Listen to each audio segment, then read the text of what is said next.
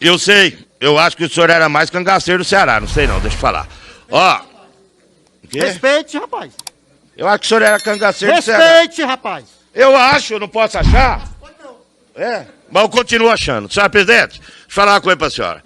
Um IP cai lá, senhora presidente. O IP tem um valor incomensurável.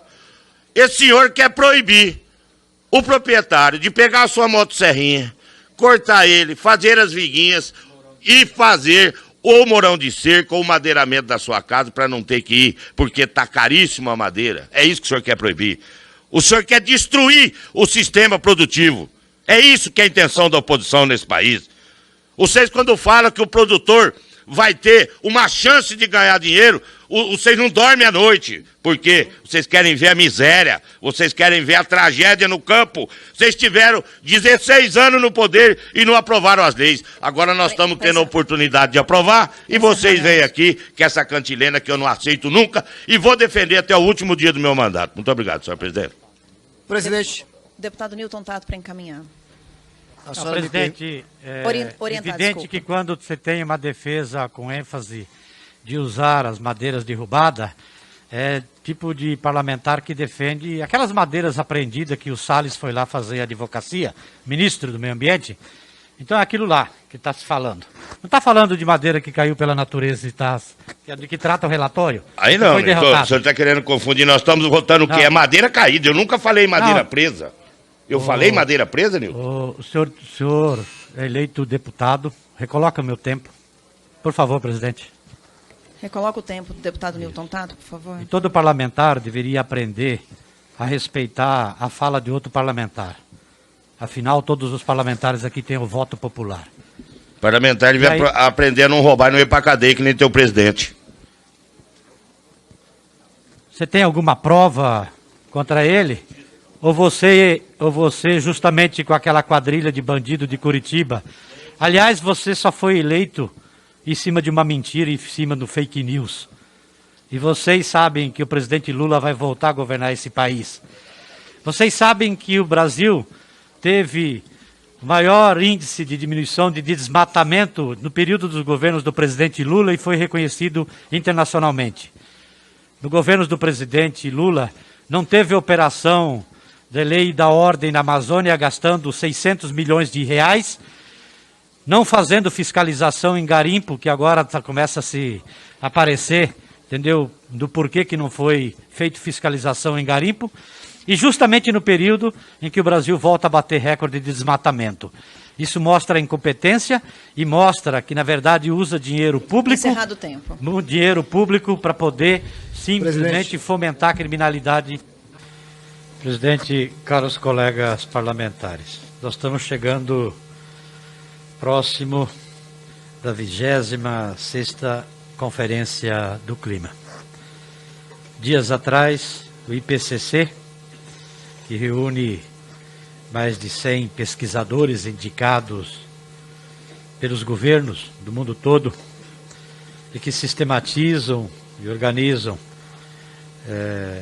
informações de relatórios científicos de mais de 5.500 relatórios, todos relatórios que tratam da crise climática que a gente está vivendo. E esse relatório deixa muito claro, e de forma conservadora, por se trata evidentemente de pesquisadores indicados por governos, e se trata também de um relatório no sentido de propor para que os dirigentes dos países tomem atitude, adotem medidas políticas, eles deixam claramente, colocam claramente que as mudanças climáticas, que fez com que o planeta aqueceu um pouquinho mais de 1 grau nos últimos 250 anos, desde o início da Revolução Industrial, é uma causa humana. E o Brasil, hoje, não lembro aqui agora, se é o 6º emissor hoje e o 4º histórico, ou é o inverso, mas o Brasil tem uma responsabilidade muito grande nas emissões de gás de efeito estufa. E a maior parte das emissões brasileiras, evidentemente, está no modo do uso do solo, desmatamento, e também muito da agricultura. Do modelo da agricultura que também nós temos aqui no Brasil, né, dependente do uso intensivo de agroquímicos, fertilizantes e venenos agrotóxicos. E aí, o que esses cientistas e a ciência, os pesquisadores, entendeu, dizem, é que nós precisamos, nós humanos, precisamos reverter esse processo. Nós já não vamos impedir de que o planeta tenha um aquecimento de pelo menos 1,5 graus. Isso já está dado. Em média. E é importante, deputado Rodrigo Gostinho alerta aqui, que é importante as pessoas saberem que é em média. Isso quer dizer que nesta região do Cerrado, sudeste brasileiro, que tem uma importância muito grande para a produção da agricultura, os cientistas alertam que nos próximos 30, 40, 50 anos nós teremos um aumento de temperatura de 5, 6 graus. 5, 6 graus de aumento nesta região significa que vai afetar drasticamente a produção agrícola do país. Nesta região que mais se produz. Tá? E aí eu acho que o governo brasileiro e muitos parlamentares dessa casa não tomaram consciência ainda de que nós precisamos reverter este processo e fazer a nossa parte. Talvez não entendam que o modelo de agricultura também, que está hoje, que de certa forma é o que mais fatura, o que mais ganha dinheiro. Mas o pequeno agricultor, aquele que tem 4, 5, 10, 15 alqueires, mesmo aqueles que estão inseridos na cadeia do agronegócio, plantando cana, eucalipto, arrendando, ou soja, ou milho, ou algodão, esses ainda estão no sufoco, não estão ganhando dinheiro. Porque quem está ganhando dinheiro com o dólar nessa altura, e o dólar está nessa altura para poder favorecer o dinheiro do nosso principal ministro da Economia, que mantém as suas reservas no offshore lá no exterior, e assim é o cara que está ganhando também dinheiro, né?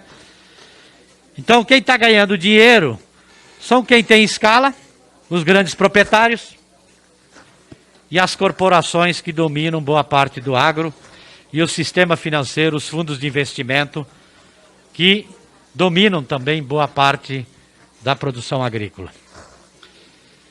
Quando a gente vê aqui, discute um projeto para buscar alternativas econômicas para assentamentos rurais, e nós aprovamos e nós votamos favorável, deputado Zé Mário, porque nós entendemos que um assentamento de reforma agrária precisa implementar aquilo que a própria lei diz. Levar as políticas públicas para viabilizar aquele assentamento.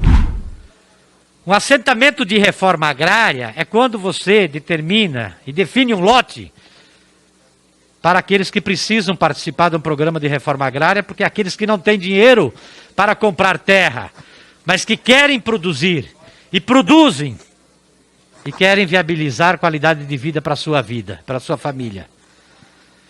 E hoje nós não temos mais nenhuma política de apoio aos assentamentos de reforma agrária.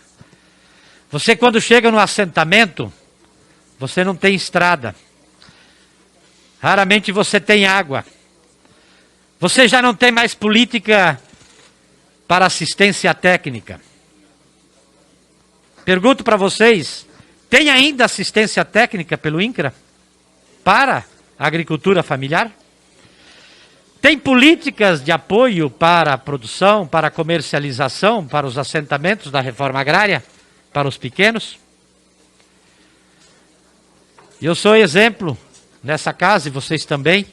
Todos os parlamentares aqui votaram de forma consensuada o projeto de lei número 823, Assis Carvalho 1, ainda no ano passado, que foi votado nas duas casas por consenso e Bolsonaro vetou.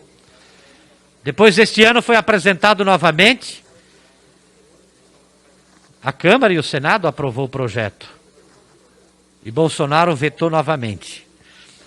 E todos vocês são prova de que pelo menos umas 3 ou 4 oportunidades, ainda neste ano, nós aprovamos uma série de projetos aqui com incentivos e com ajuda para a grande agricultura. Renegociação de dívida, subsídios. Mas uma coisa mínima para a agricultura familiar, que tem uma forma de relacionamento diferente com o solo, que mantém a agrobiodiversidade tão fundamental nesse debate ambiental, esses não têm nenhum centavo de apoio. Então, quando a gente quer e quando a gente debate e aparece alguma proposta aqui para ajudar a viabilizar os assentamentos de reforma agrária, agricultura familiar, para ajudar economicamente como alternativas econômicas para quilombolas, para extrativistas, para populações tradicionais, mesmo quando é um relatório que vem de parlamentar da base do governo, tem todo o apoio da oposição. O que nós não aceitamos é o que se transformou nessa comissão, que todo o relatório que vai no sentido da defesa do meio ambiente, da defesa dos animais, esses relatórios são derrotados aqui. E quando tem um relatório da oposição em defesa do meio ambiente, em defesa dos animais, é apresentado imediatamente, mesmo antes de ser apreciado na comissão, né? É apresentado um relatório alternativo. Eu chamo uma reflexão aos membros desta comissão.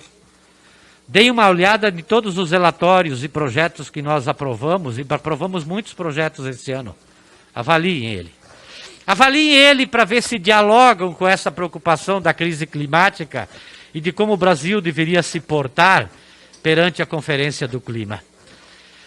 O Brasil, como a gente bem sabe, durante o período de 2006 a 2012, implementou um conjunto de políticas fortalecendo o IBAMA e o ICMBio, criou um programa de controle de desmatamento na Amazônia, que reduziu em mais de 80% o desmatamento na Amazônia, que fez a maior redução de gás de efeito estufa, não só da história do país, mas nenhum outro país no mundo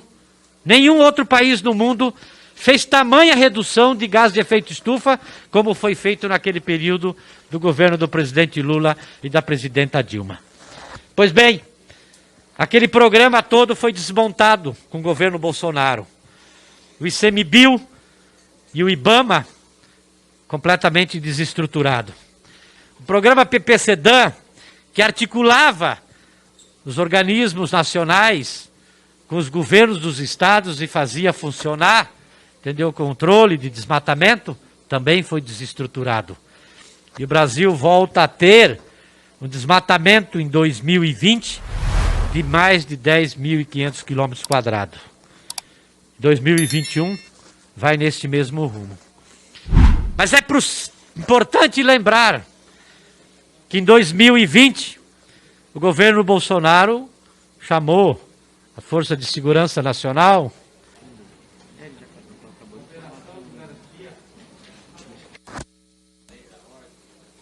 uma operação de garantia da lei da ordem, que gastou 600 milhões, e que agora a imprensa revela que próprios militares evitaram de fazer a fiscalização nos garimpos que invadiram as terras indígenas, lá do Munduruku, deputado Ayrton Faleiros, do Pará, Tapajós, no Rio Tapajós.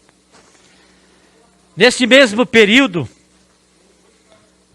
com a Força Nacional, mostrando tamanha incompetência, talvez, de operação, não conteve o aumento do desmatamento que bateu o recorde de novo no ano passado, e vai no mesmo caminho. Tanto é que o próprio governo agora desistiu, porque ficou muito feio, porque vai lá dizer o que lá para fora? Que gastou muito mais dinheiro do que gastava o PPCDAN, e aí aumenta o desmatamento. Mas por que aumentou o desmatamento? Porque o próprio presidente, no discurso, incentivou a criminalidade e colocou em risco a vida dos servidores do IBAMA, do ICMBio, que estavam lá na ponta fazendo o seu dever constitucional. Nós tivemos um ministro do Meio Ambiente que foi lá, entendeu, fazer a advocacia para tentar liberar madeira extraída de forma ilegal de terra pública, madeira roubada, apreendida pela Polícia Federal, e nós tivemos o ministro do Meio Ambiente que foi no local tentar liberar, tentar fazer inserção política para poder liberar madeira que foi roubada do povo brasileiro. Nós precisamos voltar a ter ousadia nesse debate climático no âmbito internacional. Fazer aquilo que o Brasil já teve recentemente, que quando chegava um dirigente do país nesses debates, dizia para o mundo o que era para fazer e mais, chamava ao mundo a responsabilidade. Foi assim que o Brasil fez em Copenhague, onde depois também, em 2015, em Copenhague 2009 e depois em Paris 2015, chamando os outros países a terem metas de redução mais ousadas, porque o Brasil foi lá e disse, nós vamos fazer a nossa parte e as nossas metas são essas aqui. E vocês também precisam fazer se a ciência está correta. O Brasil não só se comprometeu com aquelas metas, como fez muito mais. E com isso o Brasil teve a oportunidade de fazer aquilo que é fundamental nesse debate sobre mudanças climáticas no âmbito internacional. De que os países desenvolvidos que mais contribuíram para o aquecimento têm que fazer muito mais. E têm que aportar recursos, tecnologia para os países em desenvolvimento. E os países em desenvolvimento têm que fazer a sua parte. E o Brasil já fez no passado, recente, a sua parte, vinha fazendo. E foi lá e buscou recursos. Nós temos 3 bilhões de reais que estão paralisados do Fundo Amazônia, que o governo Bolsonaro não sabe aplicar, ou faz de propósito, porque é recursos na perspectiva do desenvolvimento sustentável. E o que ele quer para a Amazônia é garimpo, é desmatamento, é invasão. Nós precisamos retomar a demarcação de terra indígena, dos territórios quilombolas, a criação de unidades de conservação, porque isso é um ativo importante nesse debate internacional e o Brasil precisa fazer a sua parte.